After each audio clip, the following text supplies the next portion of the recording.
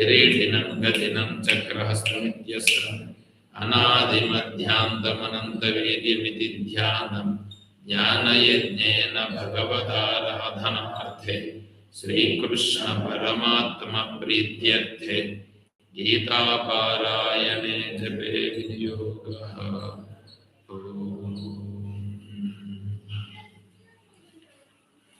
శ్రీమద్భగవద్గీత 2వ అధ్యాయం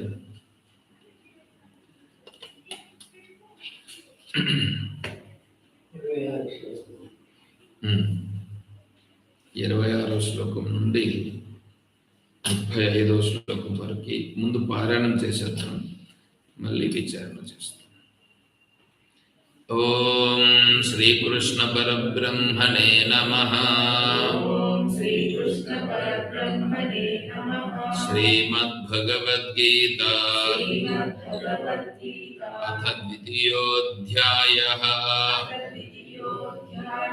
సాంఖ్యయోగః. శ్రీభగవానువాచ అథ చైనం నిత్యజాతం నిత్యం వా మన్యసే మృతం తథాపి త్వం మహాబాహో నైనం శోచితుమర్హసి జాతస్య హి ధ్రువోర్మృత్యుః ధ్రువం జన్మ మృతస్య చ తస్మాదపరిహార్యేర్థే నత్వం శోచితుమర్హసి. అవ్యక్తాదీని భూతాని వ్యక్తమధ్యాని భారత అవ్యక్త నిధనాన్యేవ తత్ర కా పరిదేవనా. ఆశ్చర్యవత్ పశ్యతి కశ్చిదేనా ఆశ్చర్యవత్ వదతి తథైవ చాన్యః ఆశ్చర్యవశ్చైనమన్యః శృణోతి శ్రుత్వాప్యేనం వేద న చైవ కశ్చిద్ దేహి నిత్యమవధ్యోయం దేహే సర్వస్య భారత తస్మాత్ సర్వాణి భూతాని నత్వం శోచితుమర్హసి. స్వధర్మమపి చావేక్ష్య న వికంపితుమర్హసి.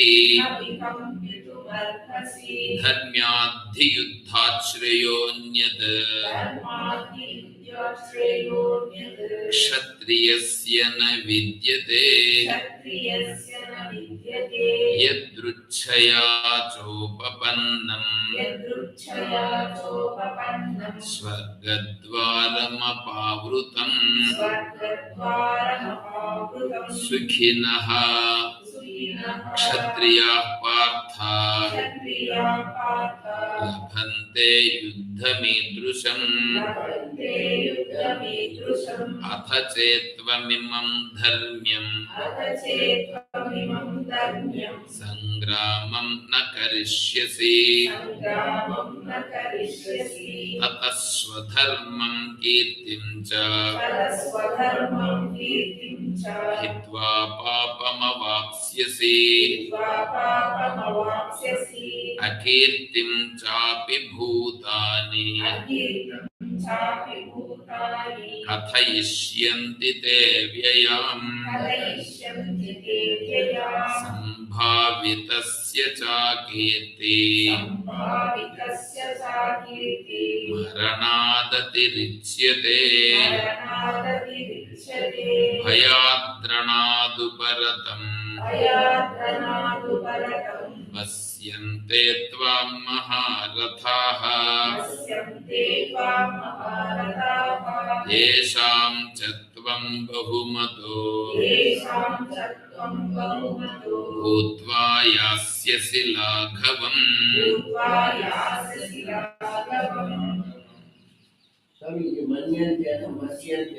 మస్యంతే మార్చుకో, దీంట్లో మన్యంతే ఉంది కానీ అది మస్యంతే.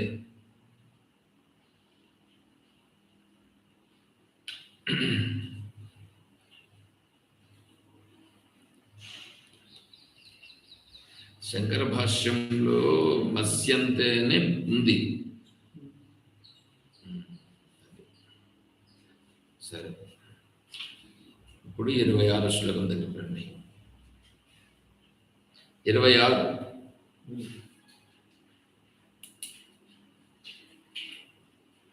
అథ చైనం నిత్యజాతం నిత్యం వా మన్యసే మృతం తథాపి త్వం మహాబాహో నైనం శోచితుమర్హసి.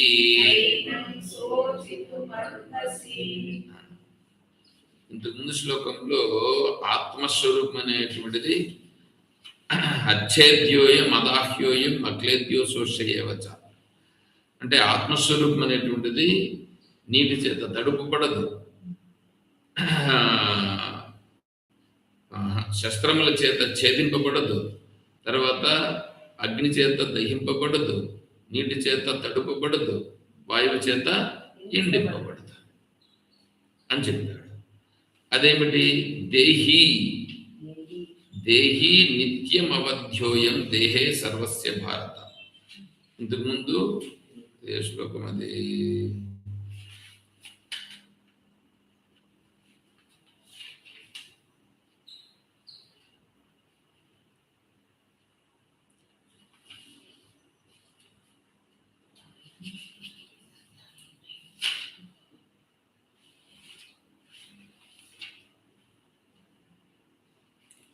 తర్వాత శ్లోకం అంటే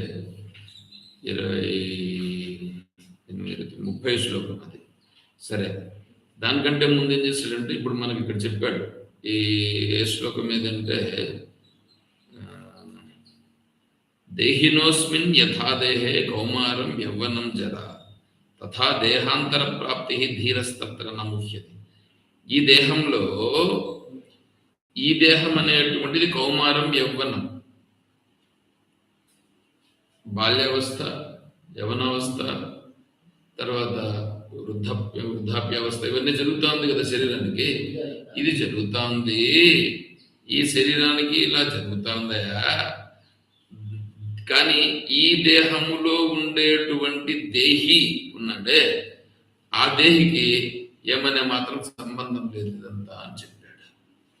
ఇప్పుడు ఇక్కడ ఏమంటున్నాడంటే నువ్వు వీళ్ళందరూ చచ్చిపోతారని కదా నువ్వు అనుకుంటాంటదే. అథ చైనం నిత్యజాతం, ఒకవేళ నువ్వు అనుకున్నట్లుగా జరుగుతుందని అనుకో. ఇంతవరకు నా ఉన్న శాస్త్ర సిద్ధాంతం చెప్పిన, ఇంతవరకు శాస్త్ర సిద్ధాంతం ప్రకారం ఏంటి? దేహి చనిపోయేవాడు కాదు, పుట్టేవాడు కాదు, ఏ విధంగానూ ఆయనకేమీ ఇబ్బంది లేదు. దేహం పోతా ఉందే కానీ అసలు ఆత్మస్వరూపానికి ఏమైనా మాత్రం సంబంధం లేదు. ఆత్మస్వరూపం అనేటువంటిది అవినాశకు తద్విద్ధి, అది వినాశం కానటువంటిది. అంతకుముందే చెప్పాడు ఈ కనిపించేటువంటి జగత్ అనేటువంటిది ఏదో అదంతా కూడా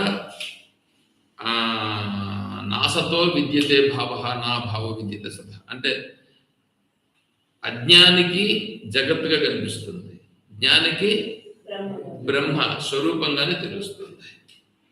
కాబట్టి దాని గురించి నువ్వేమి అసలు బాధపడాల్సిన పని లేదు అని చెప్పేశాడు. నీకు బుద్ధికి ఒకవేళ అది పట్టలేదనుకో, నీ బుద్ధికి పట్టలేదనుకో, నీ దృష్టితో నేను చెప్తా. నీ దృష్టితో ఏమంటే నువ్వు చచ్చిపోతావని కదా అనుకుంటావు.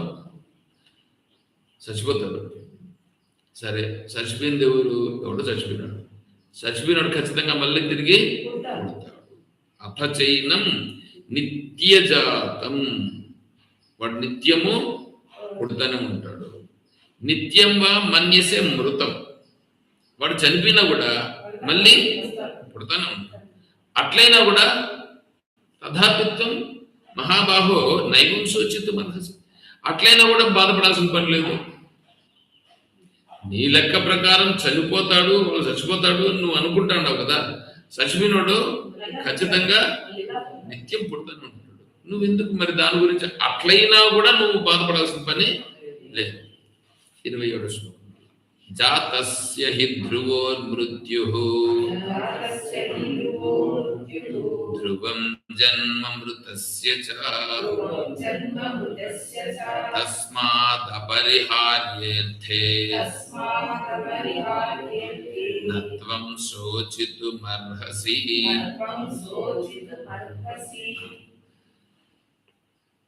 పుట్టినవాడు చనిపోక తప్పదు. నీ లెక్క ప్రకారం నేను చెప్తాను, శాస్త్రం ప్రకారం నేను చెప్పట్లా. ఎవరు చెప్పింది అన్నమాట? పరమాత్మ చెప్తున్నాడు. పరమాత్మ మన కోసము నీ లెక్క ప్రకారం కూడా వద్దాం, వాళ్ళు ఏమైపోతారో వీళ్ళు ఏమైపోతారో అనేసేసి కదా నీ దృష్టిలో ఉంది. వాళ్ళు ఏమవుతారయ్యా? వాళ్ళు ఏం కాదు, ఏమీ ఇబ్బంది లేదు వాళ్ళకి. ఎందుకు? వాళ్ళు పుడతానే కదా, వాడు చచ్చిపోతే కదా, లేకుండా పోతే కదా, లేకుండా పోయే ప్రశ్నే లేదు. ధ్రువం జన్మ మృతస్య, పుట్టినవాడు చనిపోతాడు, చనిపోయినవాడు పుడతాడు. ఏమయ్యా, నీకు చనిపోయినాడంటే అర్థం ఏంటి? నీకు కనిపించలేదని అర్థం, అంతే. నీకు కనిపించకుండా పోతే లేనట్లే లెక్క. శరీరం చనిపోయింది, శరీరాన్ని ఎత్తుకొని పోయి భూమిలోనో లేదా కాల్ చేయడమో ఏదో చేస్తారు. ఏమైంది? అది పంచమహాభూతాల్లో కలిసిపోయింది. అది వచ్చింది అటు నుంచి, పంచమహాభూతాల నుంచి. ఇది కలిసిపోయింది దానిలోనే. ఇప్పుడు మీరు ఆలోచన చేయండి. ఇప్పుడు ఒక బకెట్లో నీళ్లు ఉన్నాయనుకోండి, దాంట్లో నీళ్లు పోస్తే ఏమవుతాయి? నీళ్లు ఉన్నాయి ఆల్రెడీ, ఇప్పుడు మళ్ళీ నీళ్లు పోస్తే పొర్లిపోతాయి, అవునా? నీళ్లు లేకుండా ఉండి పోస్తే నీళ్లు నిండుతాయి, నీళ్ళు నిండిపోతే పొర్లిపోతుంది. పొర్లిపోయిన నీళ్లు మళ్ళా నీకు రావు, పొర్లిపోయిన నీళ్లు బకెట్లో దొరకవు. ఇప్పుడు ఈ పంచమహాభూతాల్లో ఈ శరీరం పంచమహాభూతాల నుంచి వచ్చింది, పంచమహాభూతాలకి ఏమన్నా లోట? పంచమహాభూతాల నుంచి ఇదేమన్నా వేరైపోయిందా? వేరేం కాలేదు. సరే, ఇది పోయింది, ఇది చచ్చిపోయింది. నీ దృష్టి ప్రకారం చచ్చిపోయి ఏం చేసినావు? ఎత్తుకొని దాంట్లో వేసినావు. అది అడిగింది పంచమహాభూతాల్లోనే ఉంది. అరే, అది నీకు కనిపించుటలో మార్పులు జరుగుతుంది అంతే. కనిపించే దాంట్లో మార్పు ఉందే కానీ అదేమన్నా లేకుండా పోయిందా? లేకుండా పోలేదు కదా. సరే, దేహం పోలేదు, దేహం పంచమహాభూతాల నుంచి వచ్చింది, మళ్ళీ పంచమహాభూతాలకు వచ్చింది. కాబట్టి దేహాన్ని గురించి బాధపడాల్సిన పని లేదు. పోనీ ఆత్మను గురించి, ఆత్మ చచ్చిపోయినా కూడా అది ఆత్మ అసలు అనేది నువ్వు చనిపోయినా మళ్ళీ పుడుతుంది, పుట్టినా మళ్ళీ చనిపోతుంది. అసలు ఆత్మ అనేటువంటి దానికి నాశనం లేదు. అవినాశితు తద్విద్ధి చెప్పినాడు కదా, ముందు శ్లోకంలోనే చెప్పాడు కదా, అవినాశితు, అది వినాశనం అయ్యేది కాదు. మరి ఆత్మ గురించి ఎందుకు బాధపడాలి? ఈ శ్లోకాన్ని పట్టుకొని ఈ ద్వైతవాదులు పేట్రేకి పోతూ ఉంటారు. ద్వైతవాదము ఇప్పుడు ఎందుకోసం చెప్పినాడు? నీ కోసం నువ్వు అనుకున్నట్లు అనుకో, నువ్వు అనుకున్నట్లుగా కూడా సరే, నువ్వు అనుకున్నట్లుగా తీసుకున్నా కూడా అప్పుడు కూడా బాధపడాల్సిన పని లేదు, అప్పుడు కూడా నువ్వు ఆత్మస్వరూపాన్ని తెలుసుకోవాల్సిందే, బాధపడాల్సిన పని లేదు అని చెప్పారు. ఇక్కడ చెప్తే వీళ్ళు ఇప్పుడు ఏం చేశారు, ఇప్పుడు ఆత్మస్వరూపాన్ని తెలుసుకోవాలన్నా పోయి ఇంక వేరే ఏమైనా చేసుకుంటున్నా తెలుసుకోవట్లేదు. తర్వాత 28వ శ్లోకం. అవ్యక్తాదీని భూతాని వ్యక్తమధ్యాని భారత అవ్యక్త నిధనాన్యేవ తత్ర కా పరిదేవనా. ఇది మాయోపనిషత్తు, ఇది మాయల గురించి చెప్పినటువంటిది. ఈ శ్లోకం అనేది 28వ శ్లోకము మాయ. 28వ శ్లోకం తెలిస్తే నీకు మాయల గురించి తెలుసు. ఇప్పుడు నీ శరీరం ఉందిగా, నీ శరీరం ఉన్నదా లేనిదా? శరీరం లేదు కానీ కనిపిస్తుందిగా, కనిపిస్తుంది. ఇప్పుడు మాయా అని మనం ఉండేదనుకో, మాయా అనుకొని మనం ఉండగలుగుతున్నామా? మాయను ఉండలేదు. జ్ఞానులు ఉంటారు. జ్ఞానికి స్పష్టంగా తెలుసు, ఎందుకంటే వాళ్ళ తత్వదర్శులు కాబట్టి. వీళ్ళు ఏంటంటే ఇప్పుడు చూడు, ఇది పుట్టక ముందుందా? పుట్టక ముందు ఎక్కడుంది? శరీరం ఎక్కడ కనిపిస్తుంది నీకు పుట్టక ముందు? శరీరం పుట్టక ముందు ఎట్లుందో నీకేం తెలుసు? సరే, గర్భంలో పడింది, గర్భం నుంచి పుట్టింది, పుట్టి ఇప్పుడు కనిపిస్తుంది. మళ్ళీ ఏమైపోతుంది? చనిపోతుంది. చనిపోయిన తర్వాత ఏమవుతుందో తెలియట్లేదు. పుట్టక ముందు మీరు ఇట్లా ఆలోచన చేయండి. ఈ ద్వైతులు కొట్టుకుంటున్నదే, వీళ్ళ ప్రకారమే కూడా తీసుకో. ఇది పుట్టక ముందు లేదు, మీకు తెలియదు. న్యాయము, సాంఖ్యము, వైశేషికము అని ఉండాలి. ఇవేం చేస్తారు తెలిసిన, అసలు ఇవి కొత్తగా పుడుతున్నాయని అంటారు. ఇదంతా చాలా మనం విచారణ చేయదగినటువంటిది. న్యాయ సిద్ధాంతవాదులు, వైశేషికులు వీళ్ళు ఏం చెప్తారంటే, దేహం అనేటువంటిది ఉండే దాంట్లో నుంచి పుట్టిందా, లేని దాని నుంచి పుట్టిందా అంటే అయ్యా కొత్తగా తయారైంది. ఇప్పుడు కుండ పుట్టింది కదా, కుండ ఉండే దాంట్లో మట్టిలో నుంచి పుట్టిందా, లేదా మట్టిలో నుంచి పుట్టకుండా వేరేగా పుట్టిందా అంటే కుండే కొత్తగా పుట్టింది అంటారు. ఇదొక సిద్ధాంతం. అవి సిద్ధాంతాలు అవన్నీ. వైశేషిక సిద్ధాంతం అనేటువంటిది, ఇవన్నీ తార్కికులు వీళ్ళు. అందుకని దాన్ని దృష్టిలో పెట్టుకొని ఇక్కడ కొంత చెప్తా ఉంటారు. ఇప్పుడు మీకు శాస్త్రం ఏదో కొద్దిగా ముందు నుంచి చూస్తున్నారు కాబట్టి, ఇది పంచమహాభూతాల నుంచి వచ్చింది, పంచమహాభూతాల నుంచి వచ్చింది కాబట్టి ముందు ఉంది కదా అనే ఉద్దేశంతో మీరు ఉంది అని మీరు అంటున్నారు. కానీ వీళ్ళు అనట్లేదు అట్లా. ఎవరు? వాళ్ళ సిద్ధాంతం కాదు, మేము ఇంతే, ఇదే ఇంతే అంటారు. ఉండేదాన్ని తెలుసుకోవాలని ప్రయత్నం చేస్తే కదా, ఉండేదాన్ని తెలుసుకోవాలని ప్రయత్నం చేయరు. చెప్తా, ఈ 30వ శ్లోకం తర్వాత చెప్తా ఎందుకు వాళ్ళు ఎందుకు అట్లా అనేటువంటిది 30వ శ్లోకం లేదు మళ్ళీ క్లాస్లో చెప్తాను. దాన్ని చెప్పుకుంటే కూర్చుంటే ఇప్పుడు ఇది క్లాస్ చెప్పేటప్పుడు ఇంకొకటి ఉంది కదా, వేదాంత నిండి మా క్లాస్లో చెప్తా. కాబట్టి ఈ దేహం పుట్టక ముందు లేదు, అదే కదా మామూలుగా అందరూ అనుకుంటేది. లోకంలో ఉండే వాళ్ళందరూ, శాస్త్రజ్ఞానం లేని వాళ్ళు అనుకుంటేది పుట్టక ముందు లేదు, చనిపోయిన తర్వాత ఆ దేహం లేదు. మళ్ళీ మధ్యలో ఉంది కదా, మధ్యలో ఉంది. పుట్టక ముందు లేదు, చనిపోయిన తర్వాత లేదు. ఇప్పుడు మీరు ఏదైనా సరే చూస్తే ఆది అంతము లేకుండా మధ్యంలో ఏదైనా ఉంటుందా? ఇప్పుడు ఏదైనా సరే, ఇప్పుడు చెట్టు తీసుకో, మొదలు కొన. మొదలు ఉంది కదా, మొదలంటే ఏమి? వేర్లు ఉండదు. కొనేమి చిగుళ్ళు పెరుగుతున్నది కదా. చిగుళ్ళు ఉంది, మొదలు ఉంది. ఈ మొదలుతో ఇది పెరిగింది, చిగుళ్ళతో పెరుగుతూ ఉంది. ఆ చిగుళ్ళన్నీ కట్ చేసారు అనుకో, అది పెరగడం ఆగిపోతూ ఉంటుంది. అందుకని వీళ్ళు ఆ క్రోటన్స్ వాటన్నింటినీ గార్డెన్స్ లో కట్ చేస్తూ ఉంటారు. వేళ్ళ ఆధారం దగ్గర ఇది పెరుగుతుంది.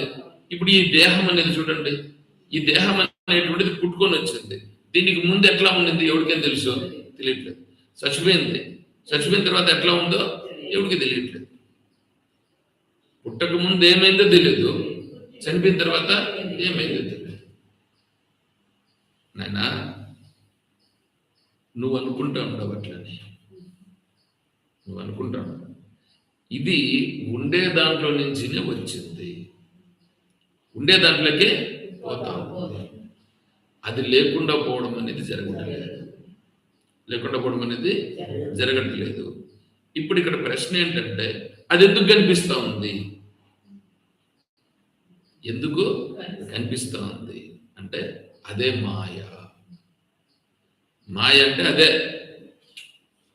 అది లేకనే ఉన్నట్లుగా కనిపిస్తేనే మాయ. ఇప్పుడు సినిమాకి అందరూ పోతారు కదా, ఎందుకు సినిమాకి పోతుంటారు? డబ్బులు పెట్టి మరీ పోతుంటారు. అదేందో జరుగుతుంది, దాన్ని చూద్దామని పోతాం. ఆడేమన్నా ఉంది అసలుకి? ఏమీ లేదు. ఎంతో ఒక కథ ఒకటి ఉంటుంది, ఎంతో ఒకటి కొంతసేపు డ్యాన్సులు అవి ఇవి అని చూపిస్తాడు. ఆ డ్యాన్సులు అవి ఇవి చూసేదానికి నీకు ముందే తెలిసినా తెలీదా దాంట్లో ఏమీ ఉండదు అని? నీకు తెలిసే పోతున్నావా, తెలియకుండా పోతున్నావా? తెలిసే కదా పోతున్నావు. అది తెలిసే దాన్ని నువ్వు చూస్తూ ఉండడం కోసం నువ్వు అలవాటు పడుతున్నావు కాబట్టి, నీకు దానిపైన ఇష్టమవుతుంది కాబట్టి దానికి పోతావు. పైగా డబ్బులు పెట్టిపోతాడు వాడేమన్నా ఊరికే ఇస్తాడ? డబ్బులు పెట్టి మరిపోతాడు. అంటే అదే విధంగానే ఈ జగత్ అనేటువంటిది కూడా ఎట్లాంటిదంటే మధ్యలో కనిపిస్తూ ఉంది కానీ నిజంగా సత్యమైనది కాదు. అందుకే దాన్ని అంటున్నాడు, ఆశ్చర్యవత్ పశ్యతి కశ్చిదేనా ఆశ్చర్యవద్ వదతి తథైవ చాన్యః ఆశ్చర్యవశ్చైనమన్యః శృణోతి శ్రుత్వాప్యేనం వేద న చైవ కశ్చిద్.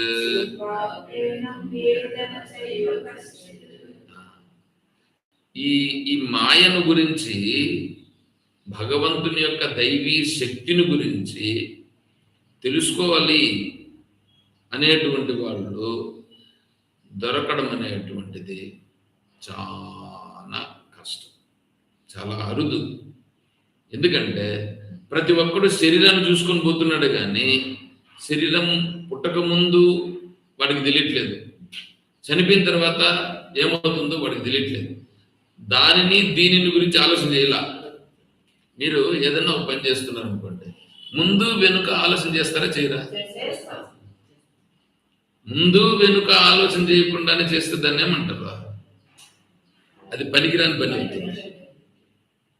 ఒక పెళ్లి సంబంధం చూస్తారని అనుకో, పెళ్లి సంబంధం చూస్తారని అంటే వాళ్ళకు ముందర ఎవరెవరు ఉంటారు, వాళ్ళకు ఇప్పుడు పెళ్లి కొడుకుని చూసినామని అనుకోండి, వాడు పెళ్లి కొడుకు ఎట్లా అంటాడు, ఏంటి మంచోడా అవునా కాదా చూస్తాం. సరే, ఆ పెళ్లి కొడుకుని మనం చూసిన తర్వాత రేపు పొద్దున్న ఏమైనా సమస్యలు వస్తే దానిని సమస్య పరిష్కారం చేసేదానికి వాళ్ళ పెద్దవాళ్ళ మాట వింటాడా ఏంటా, వాళ్ళ ఎవడి కంట్రోల్లో ఉంటాడు, ఇవి చూస్తారా చూడరా? ఇవేమీ లేకుండా ఎవరు రోడ్డింటి పోతున్నాడు, వాడు వస్తే వానికి పెళ్లి చేస్తాం అట్లా చేసుకుని పోతుంటారు కాబట్టి నాశనం అవుతూ ఉంటారు. ఆ కాలేజీలకు పోయేది, హాస్టల్లో ఉండేది, ఉద్యోగాలకు పోయేది, వాడు ఎట్లాంటాడో ఏమో కూడా తెలియదు అనమాట. దేహభావన.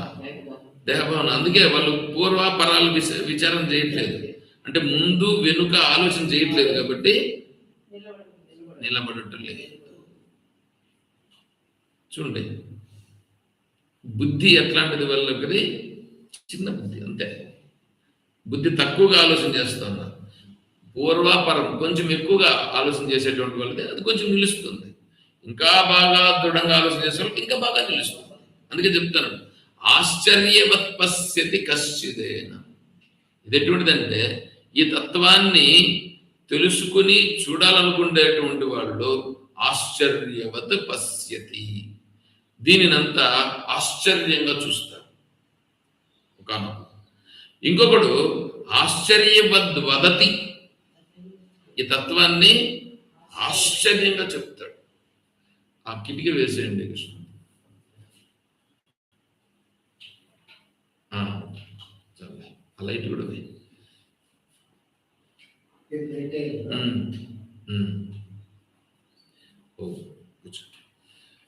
ఆశ్చర్యంగా చెప్తాడు. ఆ తత్వాన్ని చెప్తా ఉంటే ఆశ్చర్యంగా ఉంటుంది. చెప్పేవాడు పెద్ద ఏందో తెలిసిపోయినట్లుగా, వాడేందో తెలిసినట్లుగా అది ఎంత గొప్పది ఎంత గొప్పది తెలిసింది అని చెప్తా ఉంటాడు. చెప్పేవాడు ఆశ్చర్యంగా ఉంటాడు, వినేవాడు ఏమో అర్థమైపోయినట్లుగా వింటా ఉంటాడు. వాడు ఆశ్చర్యవశ్చైన మన్య శృణోతి, వినేవాడు కూడా అని వింటా ఉంటాడు. చూడండి, ఇదంతా జరుగుతా ఉండేదంతా కూడా దైవీ శక్తి చేత జరుగుతా ఉందని చెప్పి చూసేవాడు ఒకనొకడు. అది ఆశ్చర్యం. ఎవడో ఒకడు చూస్తాడు. ఆ తత్వాన్ని చెప్పేవాడు ఎవడో ఒకడు, వాడు ఆశ్చర్యంగా చెప్తా ఉంటాడు, వినేవాడు ఆశ్చర్యంగా ఉంటాడు. అన్నీ జరుగుతా ఉంది, కానీ ఎవడైనా తెలిసినోడు ఉన్నాడా అంటే శుద్ధాభిపేనం వేద నచైవ కశ్చిత్, పూర్తిగా తెలిసిన వాడు ఒక్కడు కూడా లేడు. పూర్తిగా తెలిసినోడు ఒక్కడు కూడా లేడనంటే ఆ తెలిసినోడు ఇంకా చెప్పడం నిలిపేస్తాడు. తెలిసినోడు చెప్పడం ఏముంటుంది, ఎందుకంటే ఇంకా అట్లా ఉండిపోతాడు, అంతే ఉండిపోతాడు. ఇంక చెప్పేది ఉండదు, చూసేది ఉండదు, ఏముండదు, అంటాడు అంతే. కాబట్టి పూర్తిగా తెలిసినోడు ఎవడు లేడు. దేహి నిత్యమవధ్యోయం దేహే సర్వస్య భారత తస్మాత్ సర్వాణి భూతాని నత్వం శోచితుం అర్హసి. దేహి నిత్యం, ఈ దేహములో ఉండేటువంటి దేహి నిత్యం, అవధ్యోయం, వధింపబడేది కాదు. దేహే సర్వస్య భారత, అన్ని దేహాల్లోనూ అది ఉంది. తస్మాత్, కాబట్టి సర్వాణి భూతాన్ని, ఈ భూతాలన్నీ కూడా ఏవి కూడా నశించేట్టు కాదు, ఏవి నశించేట్టు కాదు.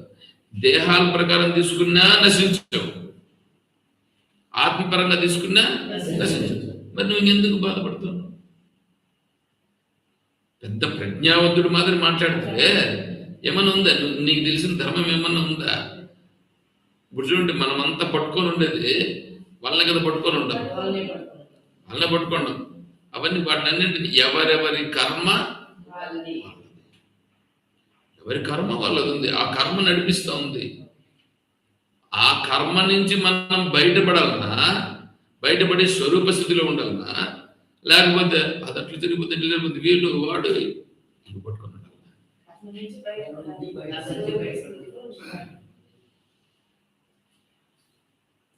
90 ఏండ్లండి,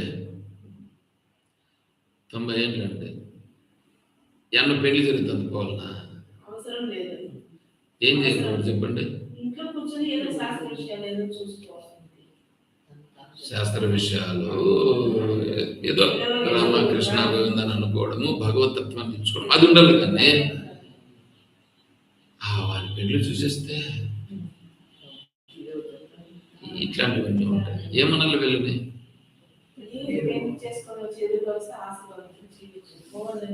వీళ్ళని ఏమనాలి చెప్పండి? మూఢులన్నా, మూర్ఖులన్నా, అజ్ఞానులన్నా ఏమనాలా? ఏమనాలో నాకు తెలుదు. ఇక్కడికి ఆత్మత్వాన్ని గురించి 11వ శ్లోకంతో మొదలుపెట్టి 30వ శ్లోకం వరకు చెప్పాడు. ఈ ఆత్మతత్వాన్ని తెలుసుకున్నటువంటి వాడు ఎలా ఉంటాడు? తెలుసుకుని ఇప్పుడు వీడున్నాడు చూడండి, ఈ తత్వాన్ని తెలిసిన వాడు నిజంగా అయితే జ్ఞాని, జ్ఞానిగా ఉండేటువంటి వాడు ఎలా ఉంటాడు? ఇది ఇప్పుడు ఇక్కడ ఏంటంటే ఇది కర్మయోగం. ఇప్పుడు 31వ శ్లోకం నుంచి మొదలుపెట్టి కర్మయోగం చెప్తా ఉన్నాడు. అంటే ఇది తెలిసింది, ఈ తెలిసినటువంటి వాడు ఎలా ఉంటాడు? దేహం అనేటువంటిది సత్యం కాదు, పంచమహాభూతాలు, దేహి సత్యం. ఇప్పుడు నేను చేయాల్సింది ఏంటి? చూడండి అట్లా ఉంటుంది. ఇప్పుడు నేను చేయాల్సింది ఏంటి? నేనేం చేయాలి అని అంటే దానికి చెప్తాను. స్వధర్మమపి చావేక్ష్య న వికంపితుమర్హసి ధర్మ్యాద్ధి యుద్ధాశ్రయోన్యత్ క్షత్రియస్య న విద్యతే. అయ్యా, స్వధర్మమపి చావేక్ష్య న వికంపితు అర్హసి. నీ స్వధర్మం ఏమిటో ఆ స్వధర్మంలో ఉంటాడు. ఎవడెవడికి ఏ స్వధర్మం ఉందో ఆ స్వధర్మాన్ని చేస్తూ ఉంటాడు. నేను చేయాల్సిన పని నేను చేస్తాను అంతే. నేను చేయాల్సిన పని అంటే ఏంటి? ఇప్పుడు ఆత్మస్వరూపం తెలిసింది. ఆత్మస్వరూపం అనేటువంటిది సత్యమైనది, అది నేను. మరి ఈ శరీరం ఉంది కదా, ఈ శరీరము అంతఃకరణం ఉంది కదా, ఉంది.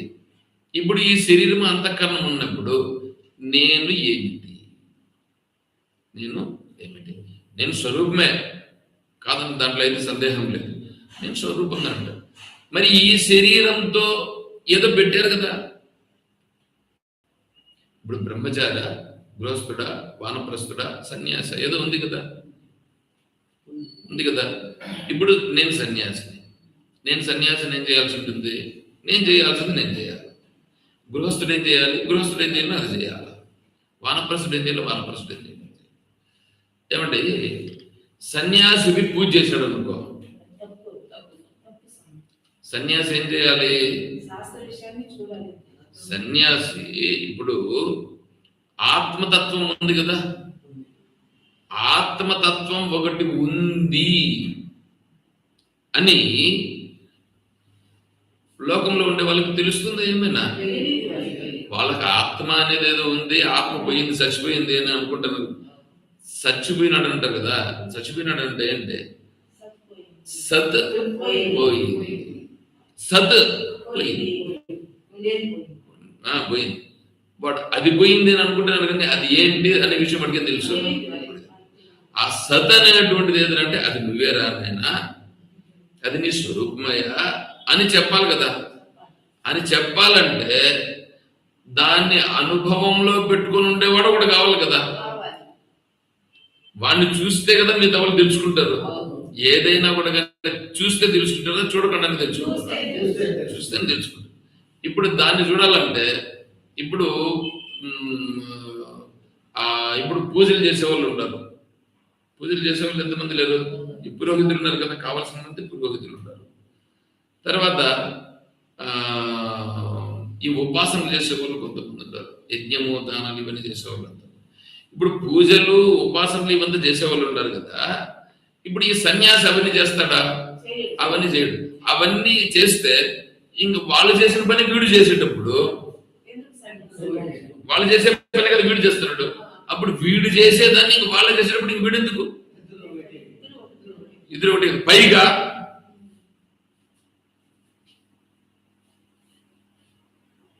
ఆ తిరుమల లేకపోతే నాకు విపరీతమైన కోపం వస్తుంది, బాధ అనిపిస్తుంది. ఇప్పుడు సన్యాసి గొప్పన, పూజారి గొప్పన అంటే? సన్యాసి గొప్ప కదా. ఈ సన్యాసి పూజారి దగ్గర పోయి ఇట్లా అందిస్తాడు. ఈ దేవునికి నైవేద్యం పెట్టాలా, లేకపోతే పూజ చేయాలా అనుకో. ఆ పూజ చేయడానికి పుష్పాలు ఇవ్వాలని అనుకో. ఈ పుష్పాలను సన్యాసి అందిస్తాడు అన్నమాట పూజారికి.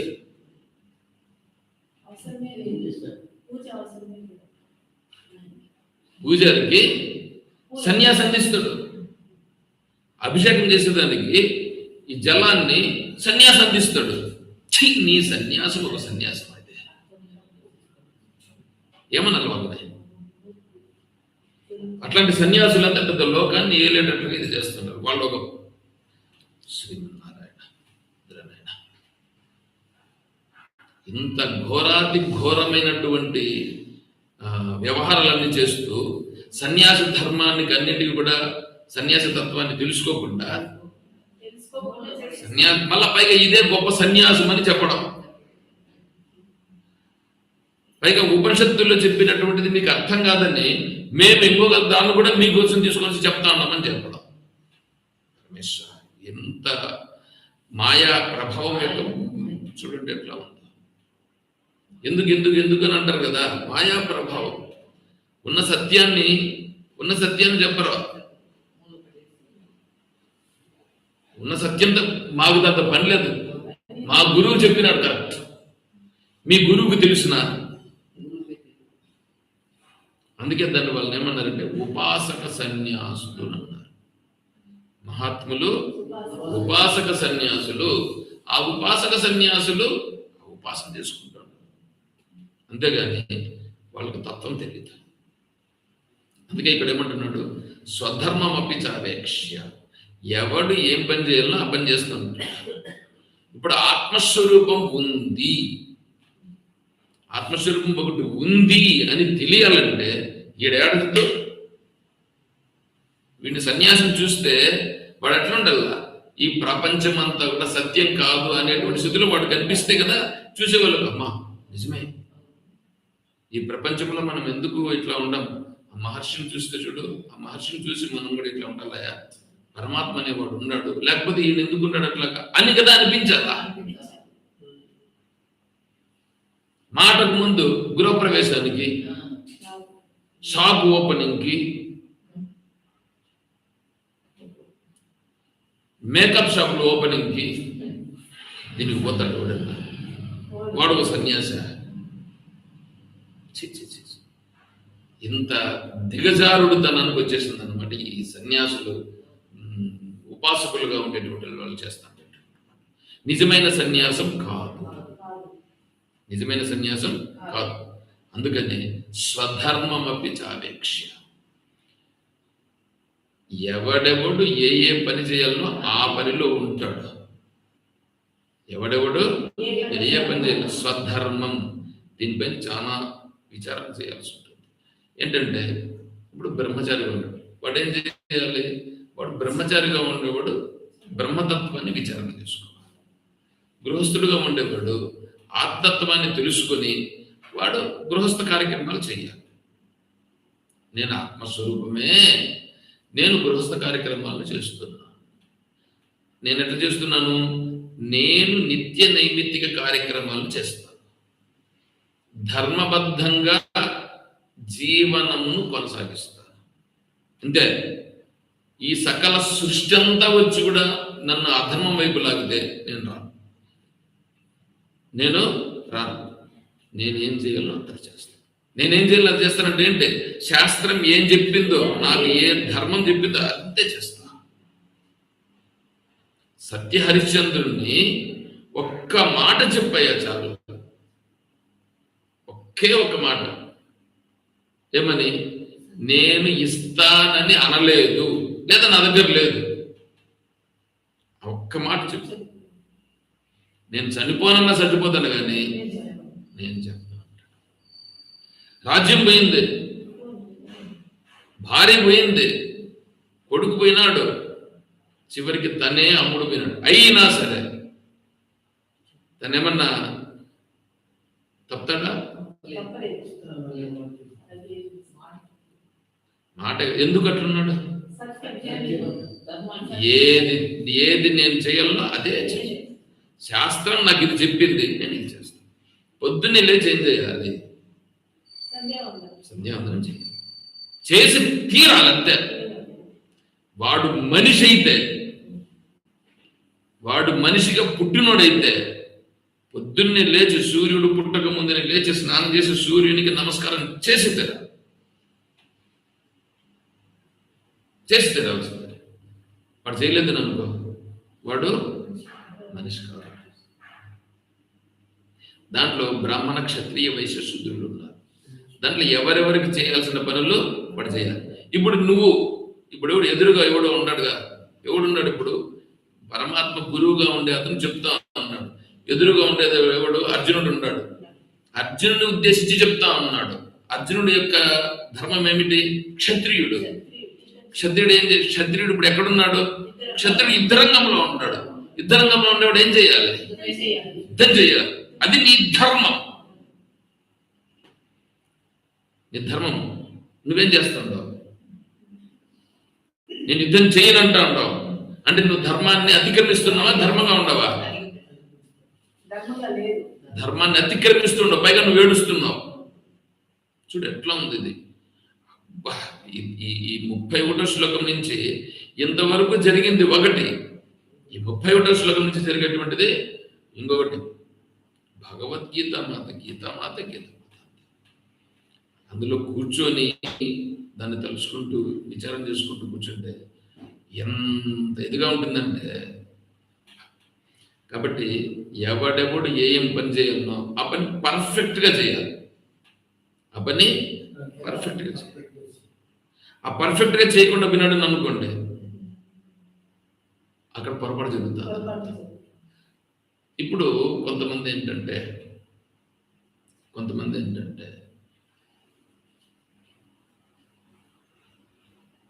నేను స్వరూపం కదా, దీన్ని చేయడం ఏంటబ్బా అనే పరిస్థితి వస్తుంది.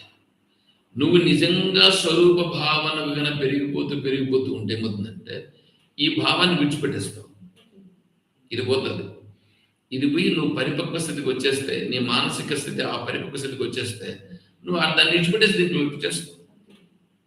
వచ్చేసి నువ్వు దీన్ని ఇట్లా ఉండిపోతావు. అంటే ఏంటి?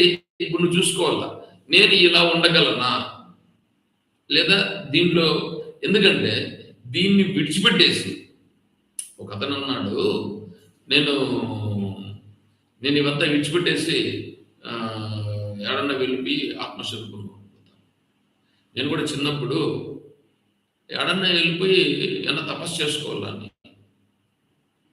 పెళ్లి కాకముందు పూర్వాశ్రమంలో నేను ఎక్కడన్నా వెళ్ళిపోయి తపస్సు చేసుకోవాలి అనే భావన ఉండేది. నేను భగవద్గీత చదువుకుంటూ తపస్సు చేసుకోవాలి ఉంటుంటే అప్పుడు అమీర్ స్వామీజీ ఉంటున్నారు. అమీర్ స్వామీజీ అన్నారు, యాడ్గా పోయి ఏం తపస్సు చేసేది నువ్వు? ఏడు ముందు ఈడ చెయ్యి. ఈడ ఉండేది నీ స్వధర్మం, నువ్వు చెయ్యి. నీ స్వధర్మం చేస్తే నువ్వు అడవిలో పోయి తపస్సు చేసుకునే దానికంటే గొప్ప. ఏందో ఈయన పోయి అడవిలో పోయి తపస్సు చేస్తాడంటబ్బా. అదట్లా స్వామీజీ నాకు అప్పుడు అడుగుతుంది అనమాట. అంటే తపస్సు చేసేదానికంటే కూడా ఇక్కడే ఉండి ఈ పని చేసేది గొప్పనా అంటే అవును. ఓహో, అంటే ఇది తేడా ఉందే. అడవిలో పోయి తపస్సు చేసుకునే దానికంటే ఇక్కడే ఉండి ఇక్కడ నేను చేసే పని ఇంకా గొప్పదా? అవును. అది అట్లా రా చెప్తా. ఓహో, అప్పుడు నేను ఆ తపస్సు చేసుకోవడానికి పోవాలనుకునేటువంటి భావాన్ని నా మనసులో నుంచి కొంచెం తగ్గించి అప్పుడు భగవద్గీతను తెలుసుకునే దానికి అమీర్ స్వామి దగ్గరికి వెళ్ళి నేను తెలుసుకున్నాను. వారి ద్వారా చూడేట్లా ఉంటుంది. కాబట్టి తపస్సు చేయడం అదంతా ఇది కాదు. నువ్వేం పని చేయాలనో ఆ పని చేయడం అనేటువంటిది స్వధర్మం అనేటువంటిది ఉంటుంది. గృహస్థుడు చేయాల్సిన పని. నేను అప్పుడు బ్రహ్మచారి, పెళ్లి కాలేదు కాబట్టి నేను బ్రహ్మచారి, కాబట్టి నేను ఇప్పుడు తెలుసుకోవాలని అనుకున్నాను కాబట్టి తెలుసుకున్నాను. ఆ తర్వాత మళ్ళీ వివాహం చేసుకోవాలి అని అనిపించింది కాబట్టి చేసుకున్నాను. వివాహం ఎందుకు చేసుకోవాల్సి వచ్చిందని అంటే, వివాహం చేసుకున్న తర్వాత నేను చెప్పాలి భగవద్గీతను. ఎందుకంటే వివాహం చేసుకోకుండా చెప్పినాను అనుకో, ప్రపంచంలో ఉండే వాళ్ళందరూ వివాహం చేసుకుని ఉండేవాళ్ళు. వీడికేం తెలుసురా? వీడికి ఏం సంసారం గురించి ఏం తెలుసు పెద్దగా అనేటువంటి మాట వస్తుంది. అదే సంసారంలో సాధక బాధకాలు పడి చేస్తే అందుకని నేను వివాహం చేసుకున్నప్పుడు పూర్వాసం. తర్వాత దాంట్లో పడాల్సినటువంటి వెలువ పడినాం. దాని నుంచి ఈశ్వరానుగ్రహం చేత, అక్కడి నుంచి ఆ గురువు అనుగ్రహం చేత మనం బయటపడి ఇప్పుడు నేను ఎట్లా ఉండాలో ఇట్లా ఉండాలా. ఇప్పుడు మళ్ళా నేను సంసారంలో అట్లా ఉండినానే, అప్పుడు ఆ పూజ చేసినానే, అప్పుడు కృష్ణస్వామికి ఆరాధన చేసినానే, నేను ఇలా చేసినానే, ఇప్పుడు నేను కృష్ణస్వామికి ఆరాధన చేసుకుంటా ఉంటానంటే ఒరే నువ్వు ఉండేది ఏంటి ఇప్పుడు? నేను సన్యాసం అంటే ఆత్మస్వరూపం అంటే ఇది అనేటట్లుగా ఉండాలి సన్యాసి. అది సన్యాసి. వేరే వాళ్ళు చూసేదానికి అందుకోసం సన్యాసి ఉండేది. అంతేగాని వీడు కూడా మళ్ళీ కర్మలు చేసుకుంటూ కూర్చుంటే, వీడు కర్మలు చేసుకుంటే ఉపాసన చేసుకుంటూ కూర్చుంటే వాళ్ళలాగానే వీడు కూడా అయినాడు. అప్పుడు వీడి దగ్గరికి ఎందుకు పోయేది? చూసారా, ఇది వీడి ధర్మం. వీడి ధర్మం ఇది. అంటే ఈ ప్రపంచంలో ఉండేటువంటి వాళ్ళకి రోల్ మోడల్ ఆత్మస్వరూపానికి రోల్ మోడల్. అంటే ఆత్మస్వరూపం అంటే ఉందయా, ఉంది, లేకపోతే వాడు ఎందుకు అలా ఉంటాడు అని వీళ్ళకి అనిపించేదానికి వీడు సన్యాసి. ఇది ఈ సన్యాసి ధర్మం. అర్థమవుతుందా? తర్వాత ఇప్పుడు నువ్వు క్షత్రియుడిగా ఉండవు, నువ్వేం చేయాలా? నువ్వు యుద్ధం చేయి. యుద్ధరంగంలోకి వచ్చినావు కాబట్టి యుద్ధం చేయాలి. అది నీ ధర్మం. ముసలుడైనాడు, వానప్రసుడైనాడు, ఇప్పుడు ఏం చేయాలా? వానప్రసం తీసుకొని వాళ్ళేమవుతారో వీళ్ళేమవుతారో నాకేమవుతారో, నాకు రేపు పొద్దున్న అన్నం ఉంటుందో ఉండదో, వరి నీకు ఇంతవరకు ఎవరు అన్నం పెట్టింది తెలుసుకో. అది నీకు అనుభవంలోకి రావాలంటే వచ్చి తెలుసుకో. అట్లా చేయాలి. అట్లా లేకుండా ఏమవుతుందేమో పో, అజ్ఞానంలోనే ఉంటుంది. అందుకని నేను క్షిపామ్యజ శ్రమ శుభాన్ ఆసురీం యోని మాపన్న మూఢ జన్మని మాం అప్రాప్యైవ కౌంతేయ తతో యథమాం గతిం 16వ అధ్యాయంలో భగవంతుడు చెప్పాడు. అట్లాంటి వాళ్ళందరూ కూడా మూఢ జన్మలను పొందుతారు. వాళ్ళు నేనే అక్కడ ఇస్తాను. ఇప్పుడు వాడు చేసుకుంటాడు పని అదే కదా, చేసుకోపో, ఏం పోతుంది చెప్తారు. వినకపోతే అందుకే చెప్తున్నాడు క్షత్రియుడిగా అందులో యుద్ధ రంగానికి వచ్చిన తర్వాత యుద్ధం చేయకుండా నేను యుద్ధం చేయను, నేను భిక్షాటన చేసుకుంటానంటే నీలాంటి మూర్ఖుడికి ఎవడు ఉంటాడా? ఆత్మత్వాన్ని తెలుసుకునేవాడు నీ ధర్మం ఏదో నువ్వు చేయాలి అని. యదృచ్ఛయా చోపపన్నం స్వర్గద్వారమపావృతం సుఖినః క్షత్రియా పార్థ లభంతే యుద్ధమీదృశం. ఎవడెవడు చేయాల్సిన పనిని, ఎవడెవడు చేయాల్సిన ధర్మాన్ని వాడు సక్రమంగా అనుష్ఠానం చేస్తే దానివల్ల వాడికి స్వర్గంలోకి ప్రాప్తి వస్తుంది. ఎవడు చేయాల్సిన పని వాడు చేయాలి. అర్థమవుతుందా? అలా చేస్తే స్వర్గంలోకి వచ్చేస్తుంది. ఇప్పుడు నువ్వు చేయాల్సిన పని ఇది, ఈ పని నువ్వు చేస్తే నీకు స్వర్గలోకం వస్తుంది. స్వర్గలోకానికి పోయేటువంటి మార్గం నీకు తలుపులు తెరిస్తే నేను చెయ్యను అని కూర్చుంటే నిన్నేమనలయా? అపచేత్వమిమం ధర్మం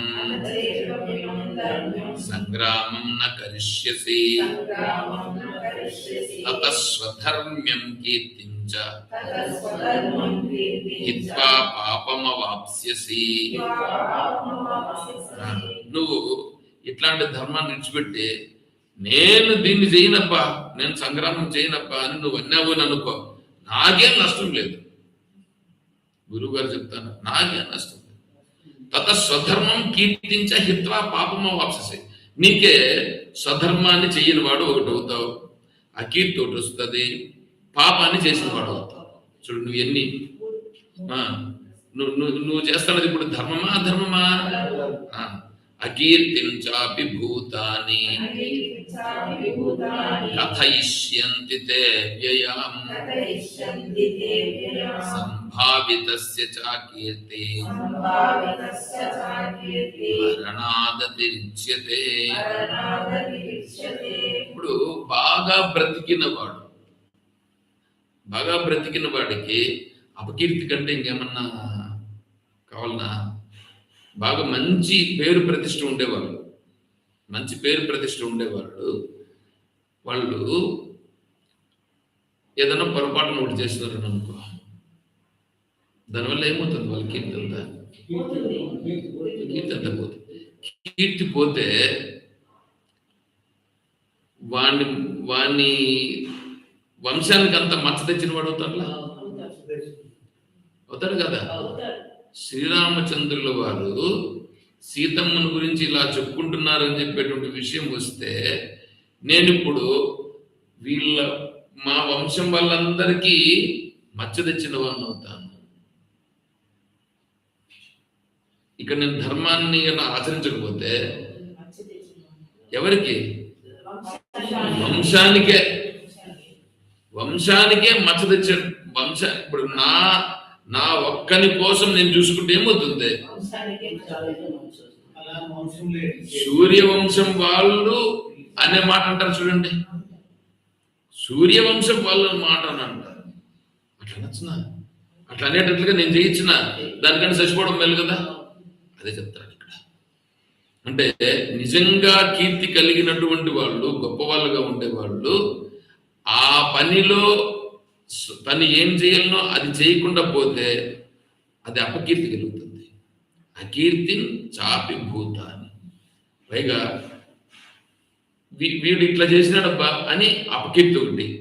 తర్వాత దీని గురించి కథలుగా చెప్పుకుంటారు, కథలుగా చెప్పుకుంటారు. వాడు అట్లా బా, వీడు ఇట్లా బా అని కథలుగా చెప్పుకుంటారు. ఇట్లా చెప్పుకునే దానివల్ల వాడు బ్రతికుండే దానికంటే బ్రతికి ఉండి కూడా చనిపోయినంత సమానం. ఇప్పుడు నువ్వు కూడా యుద్ధం చేయాల్సిన సమయంలో,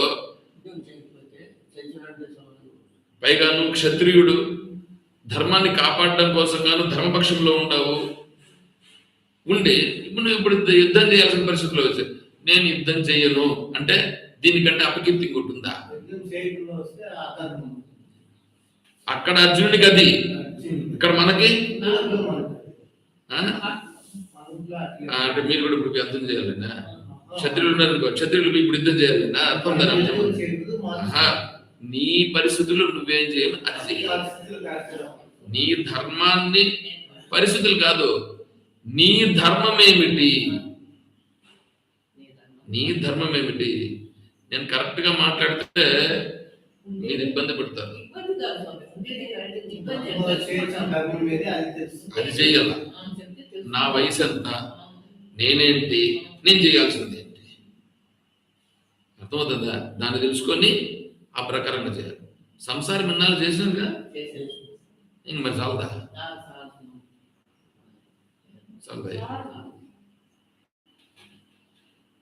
కాబట్టి అది చూసుకోవాలి. భయాద్రణాదృపరదం మస్యంతే త్వాం మహారథాః ఏషాం చత్వం బహుమతో భూత్వా యాస్యసి లాఘవం.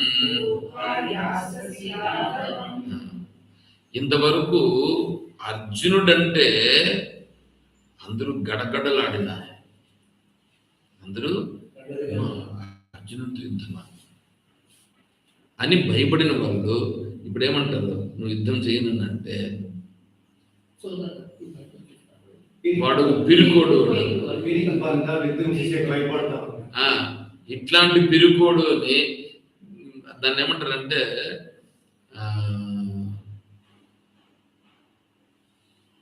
అదేదో ఒక సామెత ఉంటున్నది అనమాట.